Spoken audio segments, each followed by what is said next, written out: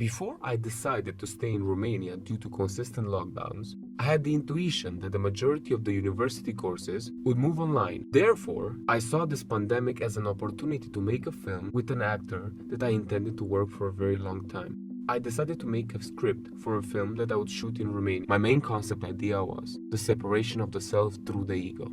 With no idea of what the film would actually be about, I partook on a journey which, to my surprise, would be one of the best things that has ever happened to me. On the same date that I decided to pursue making this film, I started scrambling for ideas. I set myself 2 weeks of story, plot, and character development. Basically, a foundation on which I would build on through the story outline. I made sure to build the motivations, personality traits, and surrounding aspects that put every character in the situation they would be in. The film has a modular narrative, where the story is scrambled around in a complex narrative structure, where the audience is forced to put a puzzle together. So with this idea in mind, I started with the beginning of the end, and naturally continued with the end of the film as a continuation of the beginning. This was the outline I based my script around. The first scene that I actually created was the ending.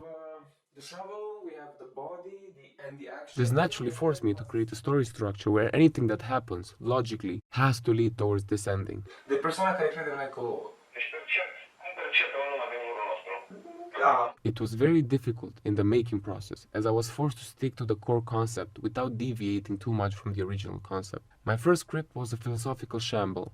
I went too deep in concepts that were way too repetitive. I also found myself delivering a poor punch to the story itself, as many times I had no way of developing the story any further. In late November, I decided to rewrite the whole script and create a different structure, one that would incorporate a voiceover-driven narrative. The voiceover is actually the dialogue of the ego within the interrogator. My new script structure also allowed me to add many psychotic events that would touch on the surreal part of the cinema and story plots. I want the camera pan around me. As the camera is turning, the screen becomes desaturated, and of course, his face changes. In this case, the protagonist's progressively psychotic mind, one that would justify our main character's actions while also adding a bit of nuance to the story. In this story in particular, the main actor is the hero and the anti-hero. I also incorporated smooth transitions in the script, like camera passing through the building floors, in order to create a passing in time, like a daily routine. I found that these transitions add flavor to the story and keep it short without over-exaggerating scenes with cramped information. All of these while also maintaining in the boundaries of the story structure. My story structure inspiration was The Usual Suspect. In The Usual Suspect, I enjoyed the build-up to the end, where the aha moment was accommodated by an incredible unraveling of the story at the end, while twisting the audience perspective 180 degrees. I like the concept of two temporal timelines meeting at some point, unraveling the story in a buffering way. The film opening, along with the sound, was inspired from Breaking Bad, with its incredible western scenery and badass character build-up. I had the idea of introducing a pastiche Romanian western song inspired from West Virginia. As for the character development, I inspired from all sorts of genres in films. Some of the films were Fight Club, No Country for Old Men, Nightcrawler, and Seven. The idea of Fight Club was redone in films over and over again, so it was tricky not to fall in the realm of copying what was already there. No Country for Old Men was more of a narrative guideline of how a negative character should act and develop as the story progresses. In Nightcrawler, I saw something which is, in my opinion, not done enough in cinema. The idea of an anti-hero winning at the end. You could absolutely be on a protagonist's side until the character spins the wheel of morality towards your better judgment and you choose to dislike him. This, in a way, was an inspiration, as my aim is to make the ego win, as our main character is doomed in his own demise. Seven taught me one good lesson. You need a reason to do anything. As I was writing my script, I found that my main character was going full Metal Gear Solid on everyone, for no apparent reason. My story editor brought me back to earth, showing me ways around nonsensical craziness using dialogue. True Detective was one of the inspirations for the story structure of the interrogation scene, as well as the interrogation itself and the character personalities. What is the story? I'm making a film about the idea of a false identity taking over one person's mind. The demons we all fight within our own mind. The film's protagonist is Bogdan, Bogdan is a very anxious, jealous, and fearful man. He lets other people undermine him. Bogdan's ego feeds visual distortions of what is actually happening, making him resort to fear and violence. Every time Bogdan resorts to these anxious emotions, he gets deeper and deeper into the rabbit hole. When Bogdan tries to hold in his emotions, the character's sound and mise-en-scène around him changes, showing a perturbed part of how he sees reality. This surreal aspect was a recent addition to the story and is an inspiration from Tarkovsky's film Stalker. Another surreal aspect is the false visuals. Even though we see something on screen, it is not real. At some point in the middle of the film, the character's personality changes, bringing a new character, the ultra ego. After writing the script, my first step on that very day was sending it to Bogdan, the protagonist of the story. He thought it was great and unique for Romania.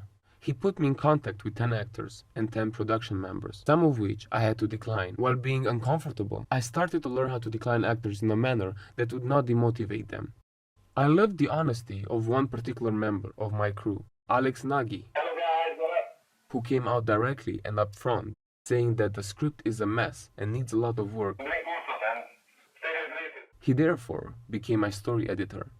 Before anything was decided, I chose to speak to every actor in order to get to know everyone. With many, I spoke 3 to 4 hours over video in order to break the first barrier and let ideas and communication flow naturally. After 2 weeks, I chose all the actors for every role and decided to have a general meeting where I met the actors and production team on separate conferences, in a way that we could organize ourselves. Bogdan Neciu este interogatorul. Câmpeanul Dina este soția, noua soție. Rareș îi Marcel, vecinul lui Bogdan. Cătălin Florea o să aibă rolul de șeful. I asked for dates, more precisely the dates of when the actors were available. This part is crucial in establishing the call sheets, as most actors have theater premieres. I worked for 5 days non-stop, straight along my AD in restructuring the script. Even though we sometimes argue, it is all constructive and we build on each other's ideas. We would communicate through Zoom. He would have the original script on his left, while the new one that was being restructured would be on the right. The script editor helped me organize my ideas, give the script more fluidity by creating breathing space for the actors and crew members. We rewrote dialogue sequences in a more logical format while also removing any unnecessary clunks from the story plots. I'm so grateful for this collaboration, as it helped me simplify shots while connoting the same idea maybe in an even easier, smarter and cooler manner. As for the music and sound design, I collaborated with Danny, a music composer and sound engineer from Reading. I became very good friends with Danny, spending a lot of nights talking to him over the phone, discussing how I would like to integrate 2 Romanian-inspired scores over my film. He told me it will not be easy for him, but that he will try. You can hear his evolutions in his making process and how he inspired from the originals.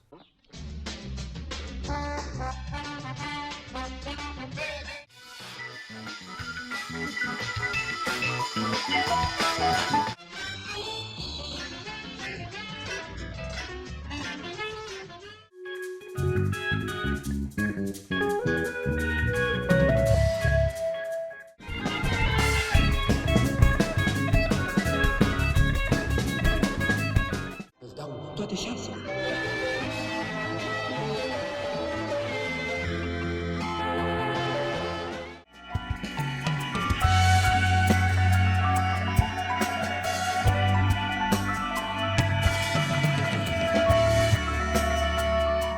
Andrei Chereji is my other music composer. Andrei is currently working at a pastiche for 2 songs, John Denver's West Virginia and Metallica's The Four Horsemen.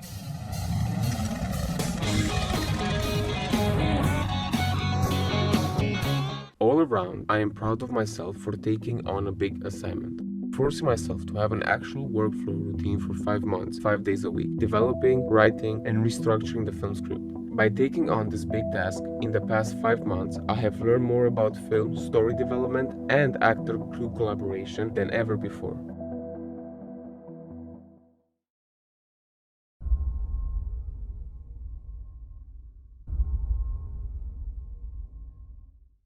As March was approaching and filming had to start soon, I was under pressure to finish the script in time before shooting days started. A script that I have been working on for well over 5 months. I had to get a grasp of the situation I put myself in, as well as all the people that I would be collaborating with directly or indirectly, all of which while maintaining a cool head. Acțiune!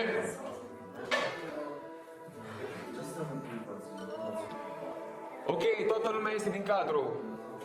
Stop, toată lumea este din cadru, repede.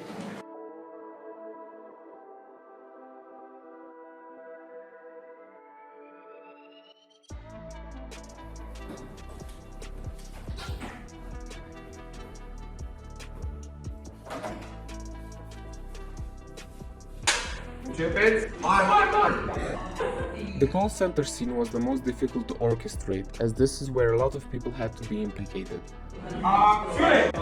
In total, there were 20 people, all of which had to respect the COVID restriction rules. The location itself for the call center was an incredible achievement in its own right. I contacted my old high school and asked if it was possible to film in the IT lab. They gave me the green light. To be fair, I did not mention the full context of what the film is about. That could be a potential turn-off for the property owners. I consider this a survival mechanism for low-budget guerrilla-style films. The basic rules that the owner or property manager asked me to respect are to take care of the place, make sure that I didn't break anything, and clean everything as COVID was still a threat. On my end, I had the contract ready so I can avoid any unnecessary legal issues later on the line. In terms of managing 20 people, I did a good job. I focused on talking to everyone without leaving anyone clueless. I had 12 background actors which I managed to somehow find one day prior to shooting. In order to make the actors feel useful and part of the bigger picture, I gave every background actor 2-3 seconds screen time and the option to create their own line for their envisioned role. This was a win-win, as in the call center, each character needs to be authentic. And also the actors need to feel as if they belong in the production. I made sure to physically feed my cast and crew very well, as I knew the shoot would extend until nighttime. I did not eat anything that day, as I wanted to make sure everyone else had the fuel to continue.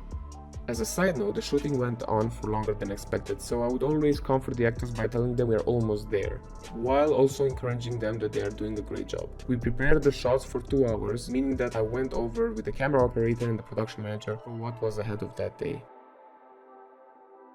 The interrogation scene was scheduled 1 week later after the call center scene. There were 2 issues that were interconnected when it came to this scene. 4 days before shooting, I actually did not have a location, as my high school dropped out as COVID cases were getting worse in the city and they were taking safety precautions.